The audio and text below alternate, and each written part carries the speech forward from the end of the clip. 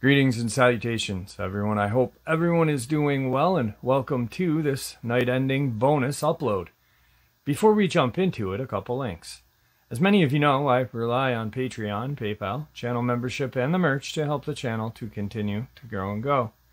Links to Patreon, PayPal, and channel membership is in the description below.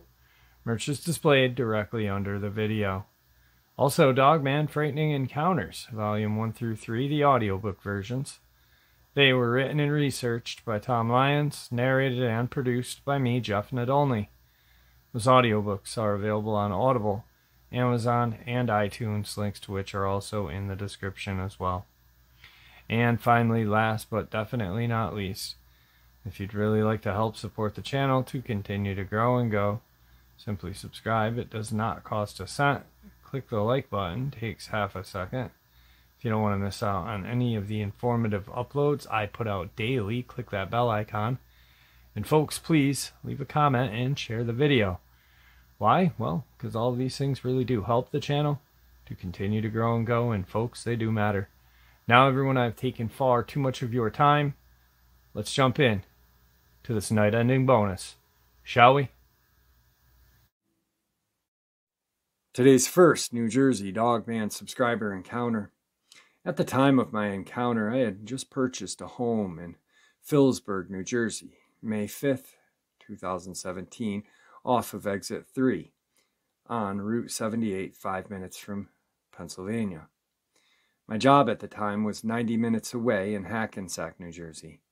I worked for Home Depot at the time, 5 in the morning till 1:30 in the afternoon.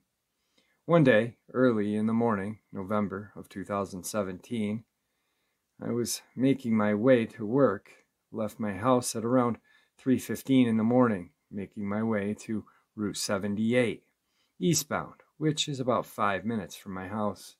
Once on 78, I was in the fast lane, traveling 70 to 75 miles an hour at the time.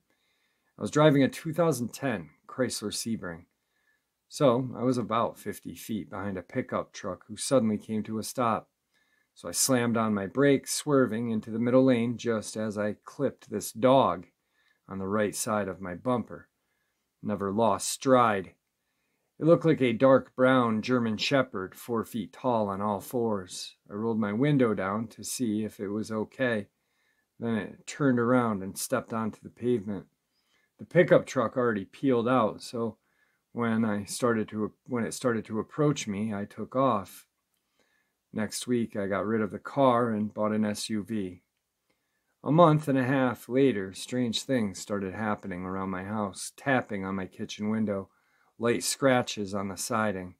It's been going on every couple of days for about 2 weeks.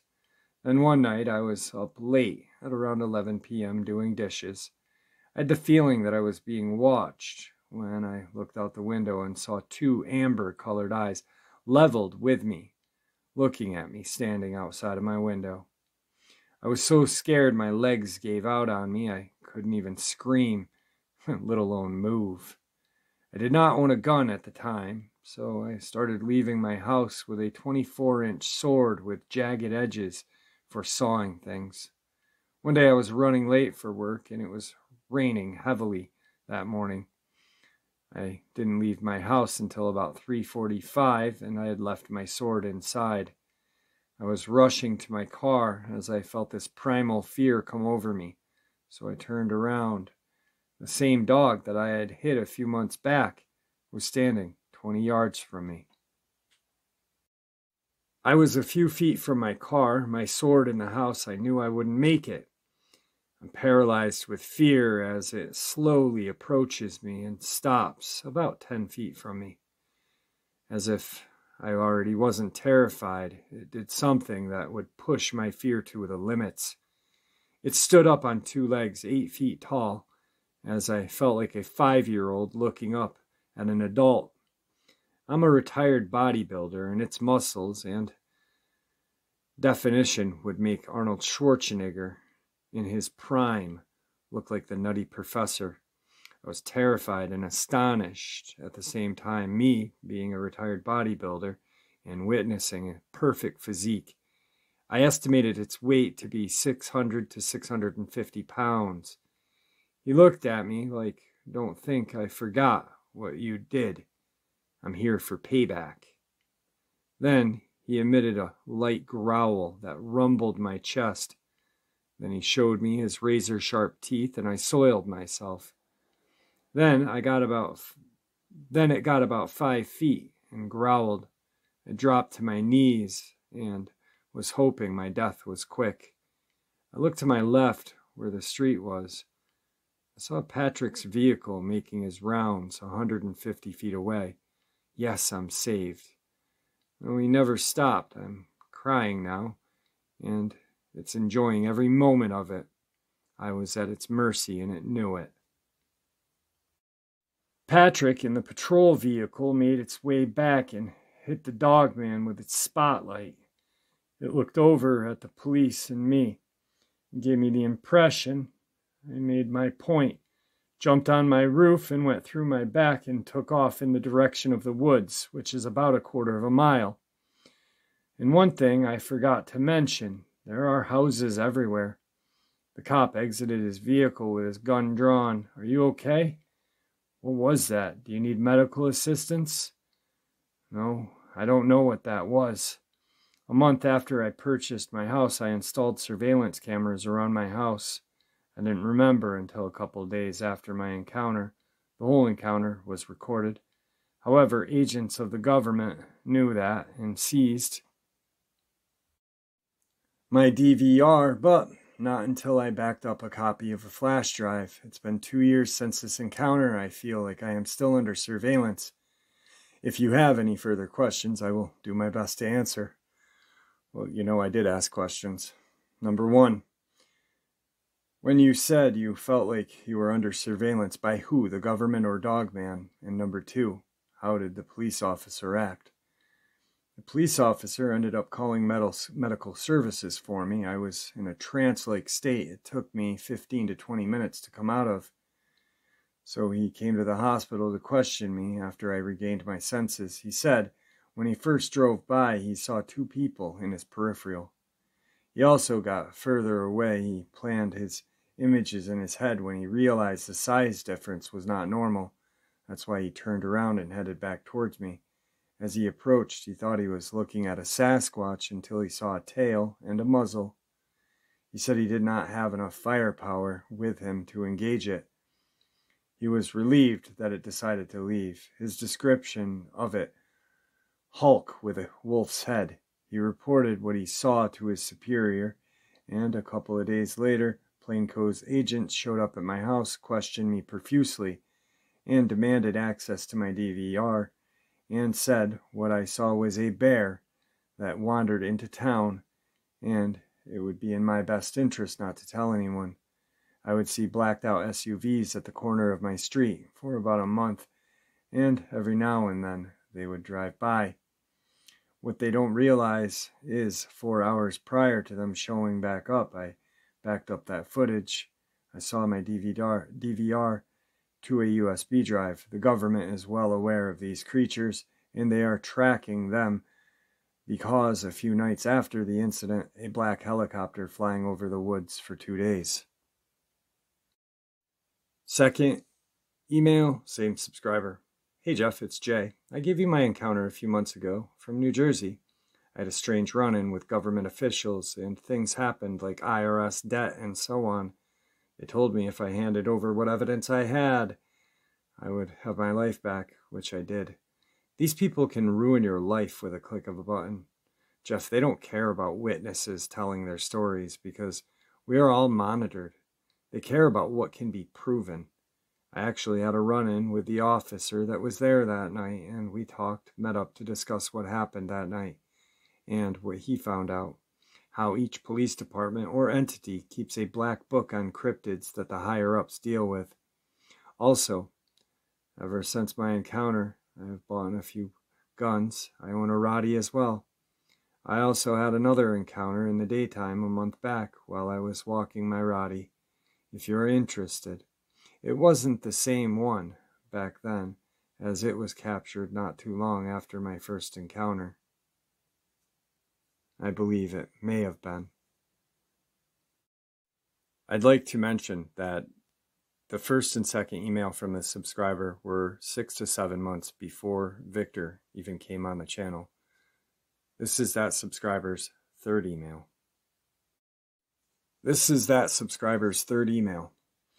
Hey, good evening, Jeff. I want to start by saying the information Victor gave you was spot on. I know it's hard to believe about such creatures, Dogman types and stuff like that, but I have found more info, and I got it from a reliable source. First off, these things have not been around for 70 years. They've been around for as long as man. The ones your source put out was the time they were genetically engineered in the 50s, which they needed DNA from the original upright walking canine, or as the world knows them, Dogman. These creatures have been around since the Egyptian era, even documented in the Bible as such. The original Dogman had intellect and far exceeded our own till today. We still can't recreate pyramids. Anyway, if you are interested in this information, I will give it to you another time. Back to the encounter at hand. After my life was put in disarray, the powers that be gave me a final opportunity to get my life back, which I took under certain conditions. So, a few months after the whole ordeal with trying to piece my life back together, I purchased a few handguns and a 12-gauge. Also purchased a Roddy pup for my brother-in-law, 4 months at the time. She is now 9 months. I take her for a walk occasionally at the nature park. Me being from Jersey, the gun laws are very strict, which forbids you to open or conceal carry. To my fellow Americans, if you believe in the Second Amendment, do not, I repeat, do not move to New Jersey. You will regret it. Anyway, back to the story. I would walk my dog and keep protection in my car. So the last time, me and Kia, my Rottweiler, went to the nature park was around a month ago. Turned out it was a beautiful day around 5 p.m. And as we were heading back to the car about a quarter of a mile back, something felt off. Kia started to be on guard, her head darting back and forth as I realized that there was a possibility that we were being hunted by something. So I'm trying to stay calm to get us back to the car. As I did that, whatever was following us was no longer trying to be discreet. Kia started growling ferociously, and then the thing that was following us stepped out of the brush. Oh my God, it's the same one from the last time. No, wait, this one's a couple feet shorter. I'm 6'1", and it had me by 3 inches max. It looked like a juvenile. It was a good 25 to 30 feet away from us. Fear was overwhelming. I accepted the fact that I was going to die today, but not without a fight. It charged us. I braced for impact. It stopped short of 15 feet. It looked at me and Kia and smirked as if we weren't worth its time and leapt about 20 feet into the brush. I looked back at Kia and she was trembling. It took her a few minutes to snap out of it, and we headed back to the car. As I believe it was following us from the trees, we made it to the car without further incident and took off. A couple weeks later, I was at Walmart, and I ran into an officer that was there a few years ago, that night of my first encounter. We talked at Fridays, and I told him what happened to me a few weeks ago, and he said, I have an encounter to share with you that changed my life and job functions forever. That is something you'd like to hear. I'll provide it to you. If not, that's okay. As well, this weekend, I'm going to try to buy some more firearms because sometimes these things follow you home. Hey Jeff, I just want to start off by saying great upload the other night. I still have nightmares after years after my encounter. My first one was the worst. Then the second recently, up close and personal, still can remember the stench of its breath like decaying meat and hot ass. Pardon my language. Enough rambling, back to the encounter. So the last email I sent you, I told you I ran into the officer who was there that night of the encounter. This is what happened after that.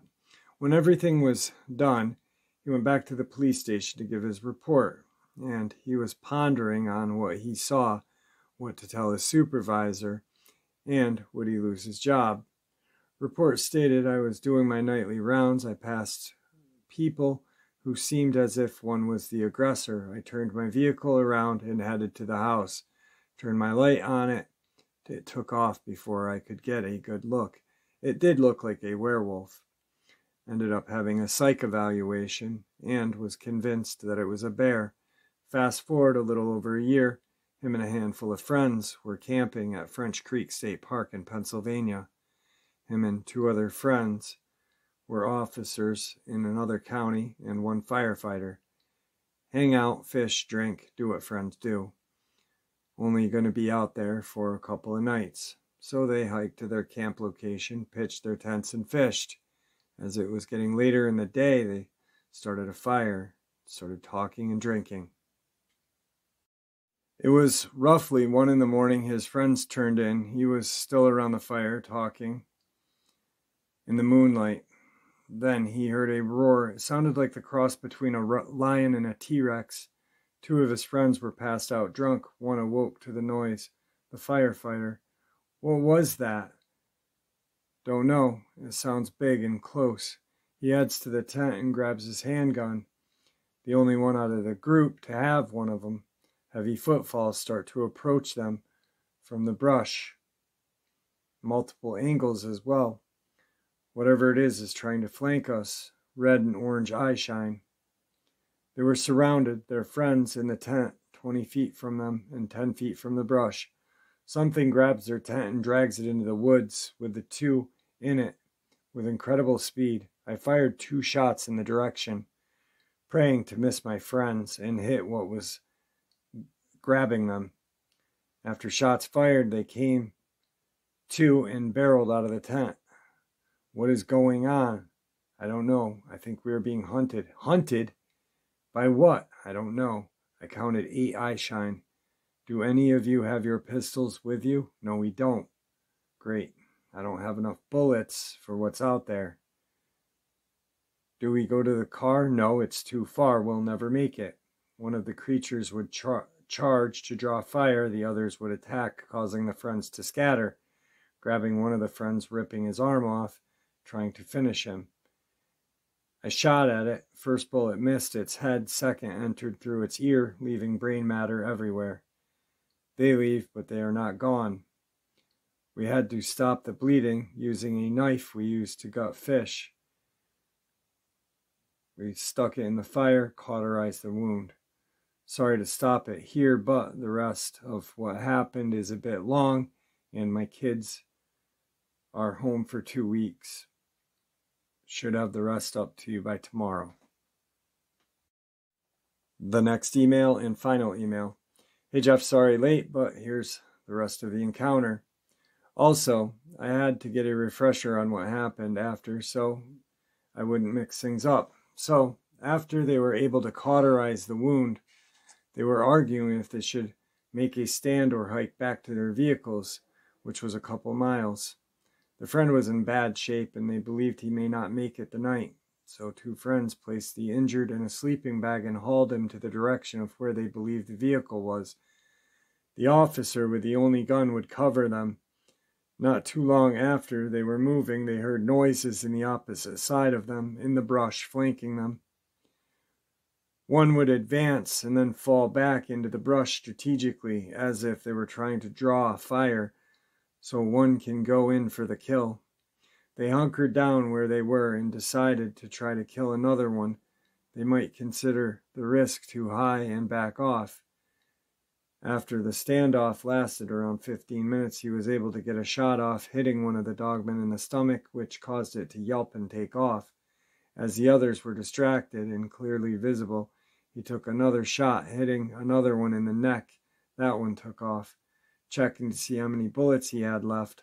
None now. There was nothing keeping them at bay if they decided to attack.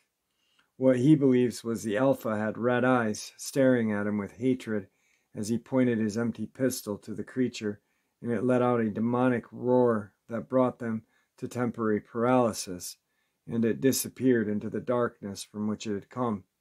So they continued to haul their friend to the car, notified the police.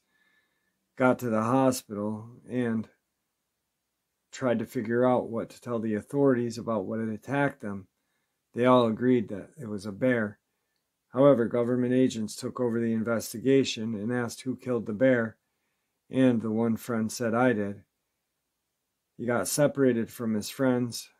Further interrogations, they contacted his police department's higher-ups. The next few days, spoke with multiple officials, and was told that not many trained specialists survived that pack of upright walking canine. I'm impressed, and there's a position if you are interested, which he ended up taking. If any of the audience have any further questions about anything in this encounter, please notify me, Jeff. Today's second New Jersey Dogman subscriber encounter. Hey Jeff, I used to work as a security officer in Finns Point National Security, Pennsville, New Jersey. This encounter happened in late August of 2019. I was working night shift. My yellow Jeep Renegade was in the front of the blue garage. It was time for me to make my calls to check in with headquarters, and also time for me to drive laps around the cemetery. The first 3 laps were normal, no problems. The 4th time, I drove toward the gate. I saw huge back legs of something jogging past the right side of the gate. This caught me by surprise more than anything. This thing was huge. The back of this creature was well over 4 feet high. The fence at the lowest point is maybe 8 feet. I never saw the top half. I believe it was hunting something outside of the brick fence. I remember it having a German Shepherd color with more brown than black. I had my windows open in my car and heard it running. It sounded very heavy. I remember yelling at it out of fear, even though it was not bothering me. I was so scared that it would come back, and I panicked. I called my buddy, who only lives maybe 2 or 3 miles from the cemetery. When he didn't answer, I started praying. That calmed me down. That was my first encounter. Tonight's final Dogman subscriber, New Jersey encounter. Hey Jeff, on November 28th of 2014, my life sort of fell apart all at once. In a matter of one day, I lost my job, my business, my company car, and my place to live for reasons I won't go into detail here. Let's just say I was screwed over by my business partner, and that's that. At the time, I had just enough money to either buy a junker vehicle or put down a security deposit and first month's rent on an apartment. I'm a rather resourceful guy and opted for the vehicle. I figured a car was a better move as I could live in it for as long as it took to get my stuff together, and it would give me more options for finding a job. I had lost everything, but I had 2 things, a full set of camping gear and a girlfriend who still loved me. So I figured I could rough it outside in the cold winter nights until I found a new car and a job. At the time, I had been living in a town that was located on the edge of the Pine Barren wilderness of southern New Jersey. For those of you who have never heard it, the Pine Barrens is a rather unique 1 million acre forest of mostly pine trees and lots of deer, turkey, coyote, and some unique prehistoric type plants that only grow in that area. My girlfriend at the time lived with her parents, and despite the fact that they barely knew me, she had convinced them to take me in. But I was uncomfortable with that idea and refused the offer. As you can imagine, my girlfriend was besides herself, which worry, but she knew I was too proud to accept my crazy decision to live outdoors in the wilderness. I chose a spot on the edge of the neighborhood that I had previously lived in near a dirt storage clearing that was being used to dump and store dirt to build new development houses. I found a large path into the woods and made a stealth camp only about a quarter-mile deep into the Pine Barrens. I would sleep in the woods at night, and in the morning I would take the short walk into civilization where a woman would pick me up. Once she came to get me, I would use her car and drive to work, and then spent the day looking for a vehicle and a new job. I would also take an hour or so to head to the gym, work out, get a shower. Around 5 p.m., she'd pick me back up from work, and she'd drop me back off at the campsite. Wednesday, December 3rd, was my 5th final night in this particular patch of woods. By then, I had found a job, and I was to start a few weeks. I had purchased an old SUV. It was still at the used car lot. My new car insurance would not be active for the following day. My new job didn't start for a month, but I already paid for a real campsite far away in another area of the Pine Barrens that I could live in until then. This way, I could have big fires, ride my mountain bike through the trails, and not have to sneak in and out each morning and evening. So December 3rd, 2014 was my last night at my stealth camp on the edge of town. To this day, I enjoy winter camping, and even then I had done so many times in my life, so I had a routine set up. I'd camp in cold weather. I always encapsulated my tent with a large heavy-duty camo tarp. This keeps the weather out very efficiently. It also helps to trap a little heat for comfort, but unfortunately makes it so that you cannot see outside without lifting the tarp up at your tent's entrance to look around. At about 8 p.m. or so, I had finished eating and was relaxing, just puffing on my vape and feeling happy that I would be in much more comfortable situation the next day. Just like any other night at this location at this time of night, a pack of coyotes was right outside of my tent raising heck. Each night at around 8 p.m., they would gather right outside in the front of my tent and fight, yelp, and run around. The first 2 nights I was sort of shocked, but by this time I was used to them and was sure they didn't have the balls to dare attack a full-grown human. But I still slept with a 26-inch, very sharp, full-tang short sword at my side each night just in case. I was laying on my back in the tent and started to doze off to the sound of the coyote pack when they all started yipping and suddenly ran off into the deep woods together. During the previous nights, they would just slowly leave the area as a group, continuing to scrap and circle the general area. So this sudden departure sort of piqued my interest, and I opened my eyes to listen. It was dead silent. After a minute or so, I started getting ready to doze off again when a powerful and unpleasant stench filled my tent. I can't begin to explain how overwhelmingly terrible this stench was. I sat up in my tent and stuck my face inside my jacket to escape it. It was no use. There was no escaping the smell.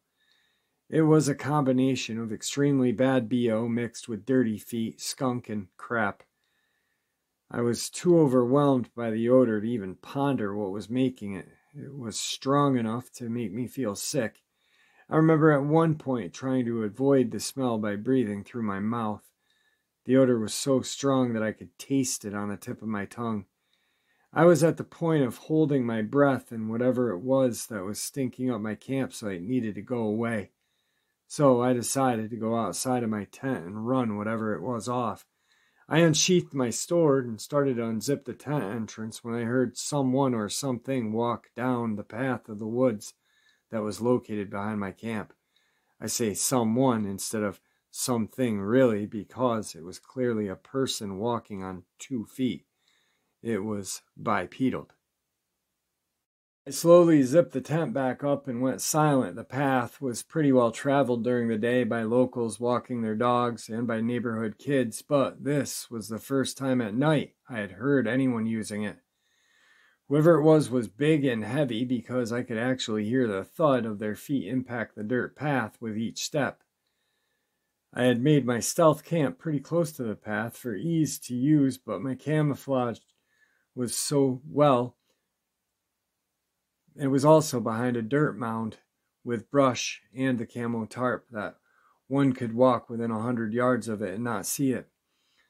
The footsteps stopped, and then I heard the unmistakable sound of whoever it was leave the dirt path and slowly walk into the woods behind me to the left.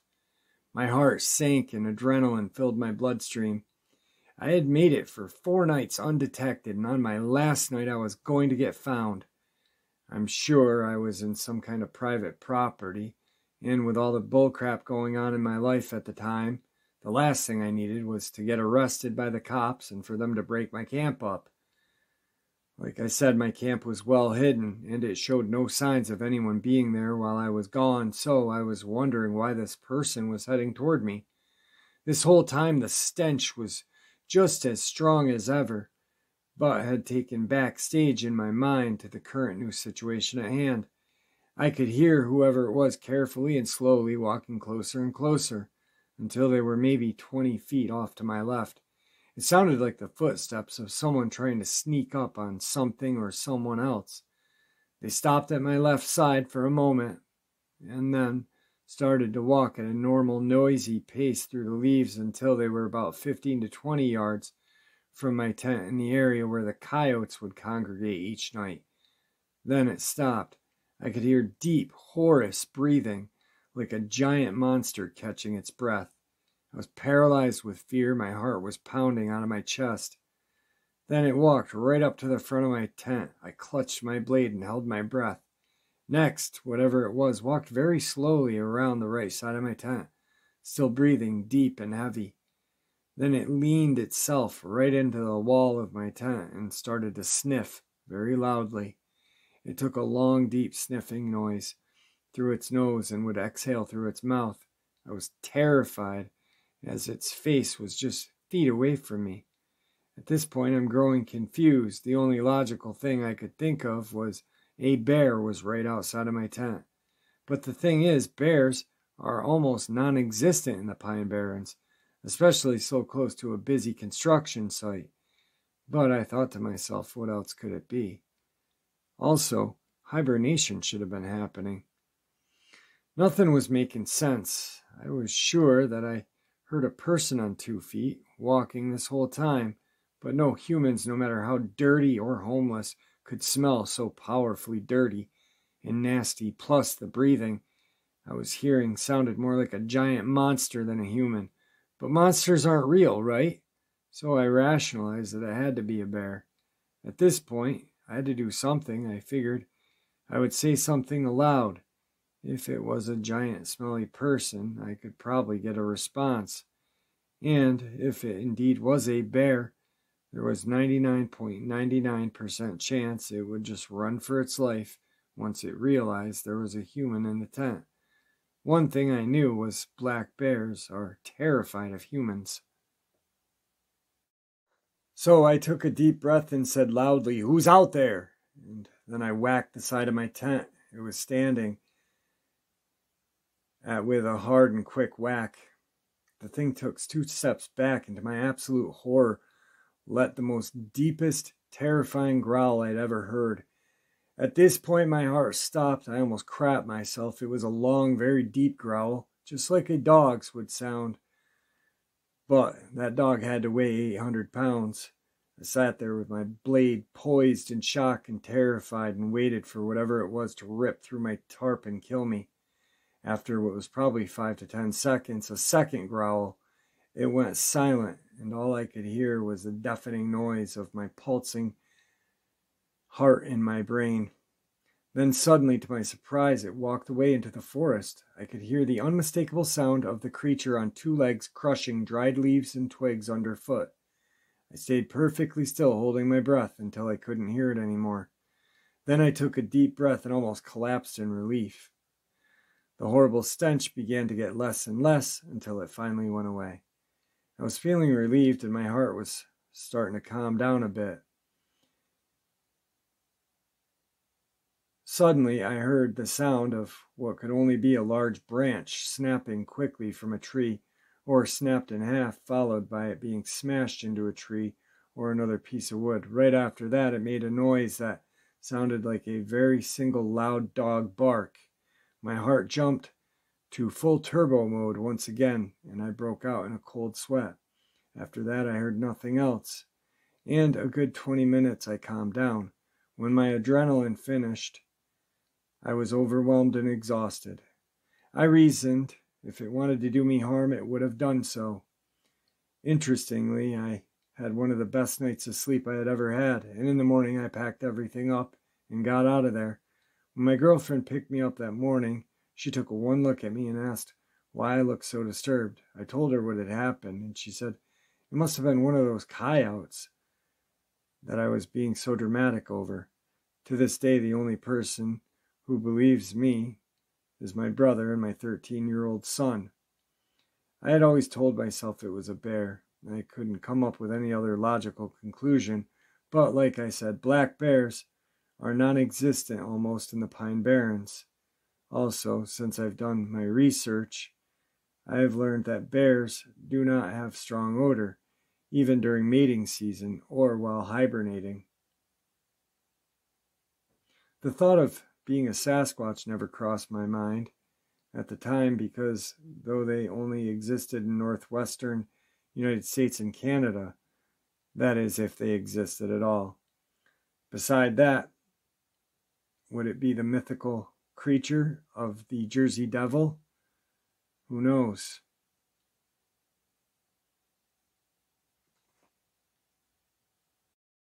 My brother, on the other hand, says that because of my proximity to civilization at the time, he thinks it was a Dogman. I suppose I will never know. My life is now perfect, and it's hard to believe that just over 5 years ago I was homeless in the woods in New Jersey. I still like to go winter camping alone almost every year, but now that I know monsters are real, I don't go out into the wilderness unless I have my big bore revolver, a 30-06, or a 12 gauge with slugs. Well, there you have it, folks, this night-ending bonus. I hope you all enjoyed it as much as I enjoyed sharing it with you. Thank you all for supporting the channel. It is your support, after all, that keeps the channel growing and going, and what gives people a chance and a place to share their experiences and theories judgment-free, simply treated with the respect that we all deserve. Thank you. Please stay safe, happy, healthy, and ever vigilant, keeping an eye on our children, pets, family, and friends. These creatures are real. They are out there and dangerous. Share this information with those you love and care about, and it may just help save their lives someday. Until next time, never stop asking questions, never stop searching for the answers, and God bless.